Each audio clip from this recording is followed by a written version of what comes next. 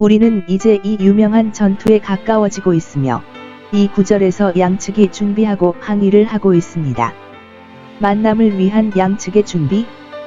블레셋 사람은 지난 40일 동안 매일 그랬던 것처럼 이미 고쳤습니다. 그가 그것을 충분히 증명했기 때문에 그는 그의 갑옷을 가지고 갈 수도 있습니다. 다만 그가 와서 가까이 왔다는 말을 듣고 41절 그의 도전이 받아들여졌고 마치 그가 그의 투구와 갑옷을 믿지 않는 것처럼 한 사람이 그의 앞에 갔다는 신호였을 것입니다. 그의 방패를 들고 그의 손에 그의 칼과 창이 가득함이라. 45절 그러나 다윗은 어떤 무기와 탄약을 갖추었습니까? 그가 목자로서 가지고 온 것 외에는 참으로 아무것도 아닙니다. 흉갑이나 코르셋이 아니라 평범한 양치기의 외투입니다. 창이 아니라 그의 지팡이, 활도 없이 그의 물매, 떨림이 아니라 그의 대본, 화살도 없었고 화살 대신에 시냇물에서 매끄러운 돌 5개를 주운 것. 만남에 앞서서 관찰하는 회의.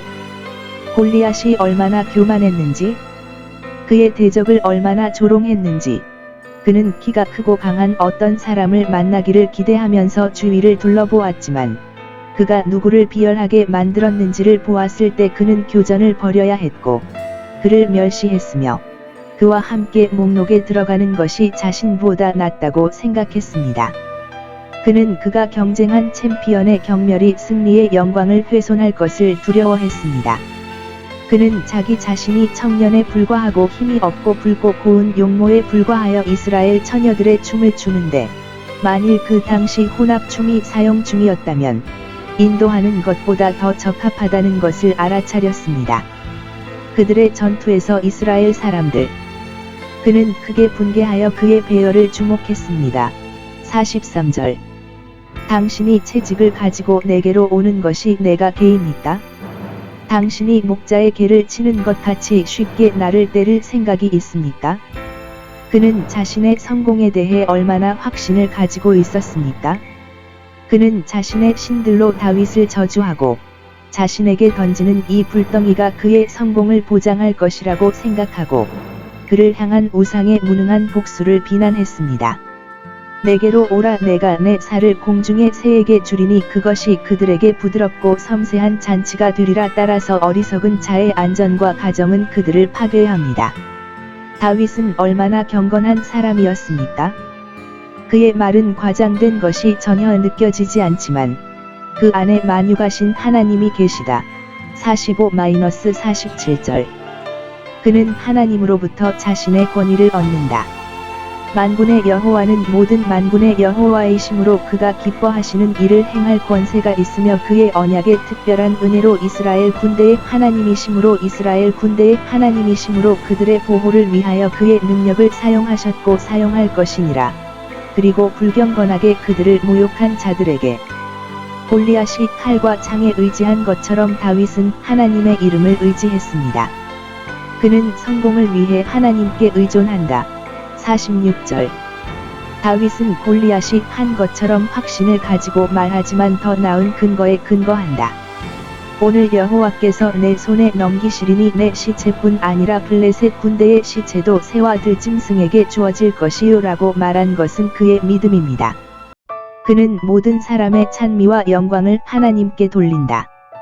그는 골리앗처럼 자신의 영광을 구하지 않고 오직 하나님의 영광을 구하여 의심하지 않고 이 행위의 성공으로 하나님이 계시다는 것과 하나님이 이스라엘의 유일한 살아계시고 참된 하나님이시며 다른 모든 신들은 헛되고 거짓입니다.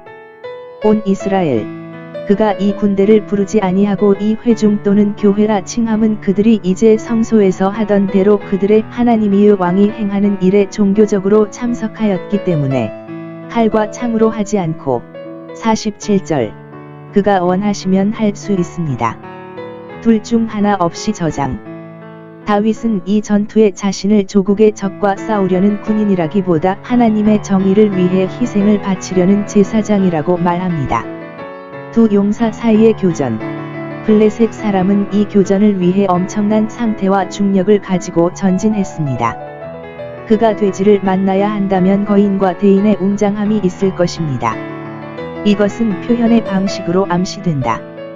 그가 다윗을 만나기 위하여 일어나사 가까이 가사 마치 노쇠와 쇠로 입힌 산같이 다윗은 형체를 만드는 것보다 처형을 더 목표로 하는 사람으로서 조금도 활기차고 유쾌하게 나아갔다. 그는 서둘러 블레셋 사람을 만나기 위해 가벼운 옷차림으로 달려갔다. 우리는 이스라엘 사람들이 멸망의 입에 자신을 던지고 있는 그처럼 기분 좋은 청년을 보았지만 그가 누구를 믿었고 누구를 위해 행동했는지를 알고 얼마나 부드러움과 동정심을 가지고 있었는지 상상할 수 있습니다. 이 교전에서 골리앗의 몰락. 그는 서두르지 않았습니다. 왜냐하면 두려움이 없었기 때문입니다. 그러나 머지않아 그는 적의 머리를 한 방에 베게 될 것이라고 확신합니다. 그러나 그가 엄숙하게 그것을 행할 준비를 하고 있을 때 다윗은 어떤 퍼레이드도 없이 효과적으로 그의 일을 하였다. 그가 소거를 써서 그의 이마를 치고 눈 깜짝할 사이에 그를 땅으로 끌어내었다. 49절.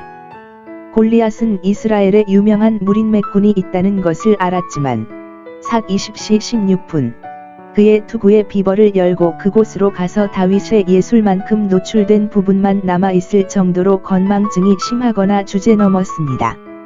하나님의 섭리가 그 돌을 인도하여 그의 이마가 노쇠로 된 뻔뻔함에도 불구하고 돌이 그의 머리에 박힐 정도로 세게 가져왔음과 같이 자신이 가장 튼튼하다고 생각할 때조차 삶이 얼마나 연약하고 불확실한지, 얼마나 빠르고 쉽게, 얼마나 작은 문제인지 보십시오. 생명이 나가고 사망이 들어갈 수 있는 길이 열릴 수 있습니다. 골리앗 자신은 영을 유지하기 위해 영을 제어할 수 있는 권한이 없습니다. 강한 자는 그의 힘을 자랑하지 말며 무장한 자는 그의 갑옷을 입고 자랑하지 말라. 하나님께서 어떻게 교만한 자를 물리치시고 자신과 그의 백성에게 도전하는 자들을 멸시하는지 보십시오. 하나님을 대적하여 마음을 완악하게 하여 형통한 사람은 아무도 없었습니다. 한 랍비 중 한 사람은 골리앗이 다윗에게 이르되 오라 내가 내 살을 공중의 새에게 주리라 했을 때 그가 머리를 너무 급히 올려 투구를 떨어뜨리고 그의 넓은 이마에 아름다운 흔적을 남겼다고 생각합니다. 데이비드. 처형을 완료하기 위해 다윗은 다윗을 위한 양손 무기인 골리앗의 칼을 뽑아 그것으로 그의 머리를 잘랐습니다. 51절. 다윗이 자신의 칼을 가질 필요가 있었습니까? 그의 적의 칼은 기회가 있을 때 그의 목적을 달성할 것이다. 하나님은 그의 교만한 원수들이 자기 칼에 배임을 당하시고 자기 혀로 그들 위에 떨어지게 하실 때에 크게 영광을 받으십니다. 골리앗에 대한 다윗의 승리는 다윗의 자손이 사단과 흑암의 모든 세력을 이기고 노력하여 드러내는 승리의 전형이요. 골 2시 15분. 그를 통하여 우리는 이기고도 남음이요. 블레셋 군대의 패배.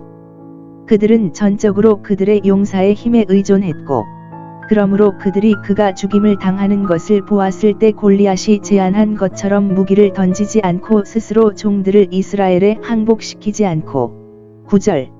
그들의 발길을 돌렸습니다. 마음이 크게 낙심하여 그와 같은 용사를 맞은 자를 대적할 생각을 하지 아니하고 도망하여 51절. 이스라엘 자손이 생명을 얻었으니 그들이 소리지르고 그들을 쫓더라. 다윗. 그것은 아마도 그들을 추격해서 그들을 이끌고 자신들의 성문까지 이르게 했을 것입니다. 52절. 추격에서 돌아온 그들은 모든 짐을 탈취하고 천막을 약탈했으며 53절. 약탈. 다윗이 전리품을 처분함. 그가 블레셋 사람의 머리를 예루살렘으로 가져갔으니 이는 시온의 요새를 잡은 여부스 사람에게 공포가 되게 하려 함이니 그가 그것을 다른 사람에게 의기양양하게 가져갔을 것임이라 도시리. 그가 그의 장막에 쌓아둔 그의 갑옷 오직 칼만이 성막의 에봇 뒤에 보존되었는데 이는 하나님께 바쳐졌고 그의 영예에 대한 승리의 기념비였다. 다윗에게 받은 통지서. 사울이 전에 법정에 있었으나 얼마 동안 나가 있지 아니하여 15절. 사울이 그를 잊은지라 우울하고 정신이 없었는지라 그의 음악가가 그의 챔피언이 되기에 충분한 정신을 가질 것이라고는 거의 생각하지 않았습니다. 그래서 그는 전에 한 번도 본 적이 없는 것처럼 그가 누구의 아들인지 물었습니다.